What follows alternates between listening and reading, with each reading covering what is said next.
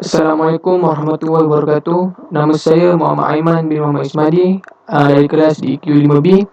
Hari ini saya akan membentangkan berkaitan dengan tokoh-tokoh Islam berfokuskan kepada sumbangan dalam tamadun ilmu, sains dan teknologi. Saya akan memberi penerangan berkaitan dengan tokoh Islam Al-Battani. Apakah sumbangan beliau dan nama penuh beliau, asal beliau? Okey, kita mulakan dengan nama penuh beliau adalah Abu Abdullah Muhammad Ibni Jabir Ibni Sinan Ar-Rakil Ar-Rahni Al-Sabi Al-Battani. Beliau berasal daripada Haran, Turki. Sumbangan terbesar beliau dalam bidang matematik ialah beliau orang yang pertama menggantikan penggunaan kod grids dengan sinus. Beliau digelar bapa trigonometri. Al-Battani digelar sedemikian kerana telah memperkenalkan penggunaannya. Beliau berjaya meletakkan trigonometri pada tahap yang tinggi dan merupakan orang yang pertama menghasilkan jadual konvergens. Yang kedua, sumbangan terbesar beliau dalam bidang astronomi. Al-Battani itu lebih dikenali di barat sebagai Al-Battani News. Sebagai sumbangan terbesar beliau pada dunia sains dan matematik dalam bidang falak, di mana Al-Battani telah menghabiskan sebagian besar hidupnya membina pusat kajian cakrawala di Ra'yah. Beliau telah mengemukakan kaedah pengukuran bintang di cakrawala menggunakan garis lengkuk. Sebelum itu, para saintis ini telah memperkenalkan pengukuran bintang menggunakan tali. Pengukuran Al-Battani itu didapati lebih tepat dan praktikal kerana berdasarkan kepada teori tangent dan konvergen yang ditemuinya. Namun, Barat tidak pernah memberi penghargaan kepada Al-Battani berhubung penemuan teorinya itu kerana mereka tidak suka kepada Al-Battani. Sebaliknya, mereka mencedok dan mencuri teori Al-Battani serta mengubah suai menukarkannya kepada istilahnya iaitu sin yang berasal daripada kata dasar sinus. Ini adalah contoh karya Al-Battani yang dianggap berperanan dalam pengembaraan ilmu pengetahuan dan astronomi ke tingkat tertentu. Berikut adalah salah satu prestasi Al-Battani yang paling terkenal di astronomi, ia adalah penyempurnaan dari nilai-nilai yang ada untuk panjang tahun. Al-Battani ini telah menemukan menghitung panjang matahari sebagai 365 hari, 5 jam, 55 minit dan 12 saat. Al-Battani menghitung kembali nilai tahun matahari untuk panjang tahun sebagai 365 hari, 5 jam, 46 minit dan 24 saat.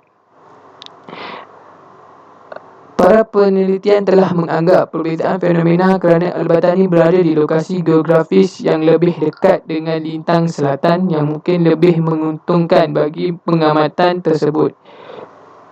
Ia mampu memperbaiki beberapa hasil protermi dan menyusun tabel baru di matahari dan di bulan. Al-Battani menemukan kembali bahawa arah matahari berubah. Dia juga menguraikan ke tingkat tertentu sejumlah hubungan trigonometri. Penggunaan sinus dalam penghitungan dan sebahagian dari garis singgung. Ia menjelaskan ke tingkat tertentu karya seseorang astronomi India, Aryabhata, dan astronomi Yunani Pythagoras. Dia juga menghitung kembali nilai persepsi equinus dan arah miring di ekliptika yang merupakan penjabaran dari Hipparchus. Dia menggunakan tingkat yang seragam untuk prestasi dan tabelnya.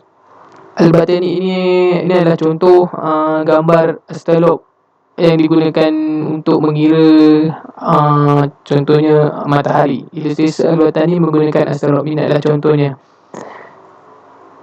Yang seterusnya, sehingga kini perhitungan digunakan Al-Battani masih digunakan pada hari ini dan menjadi asas kepada percintaan jam yang digunakan dalam kehidupan kita seharian.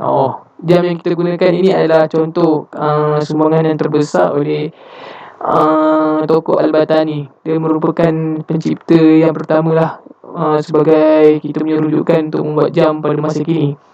Teori yang dikemukakan oleh beliau ternyata mendalui zamannya dan merupakan satu penemuan yang cukup besar serta merubah perjalanan sejarah dan ilmu pengetahuan manusia.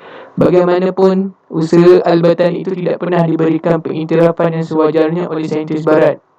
Beliau bukan sahaja dinafikan hak ciptaannya ke atas teori tersebut, tapi juga kaedah algoritma yang dirintis oleh beliau. Walhal walau bagaimanapun sumbangan dan jasa Al-Batani cukup banyak, saya tidak terbatas kepada ilmu falak semata-mata. Al-Batani sesungguhnya merupakan seorang saintis Islam yang terulung dan tiada tolak bandingnya di dalam matematik, geometri dan fizik. Dalam bukunya yang berjudul Al-Majdi, beliau telah membetulkan beberapa kesilapan yang dibuat oleh Batlaemus, seorang saintis Yunani.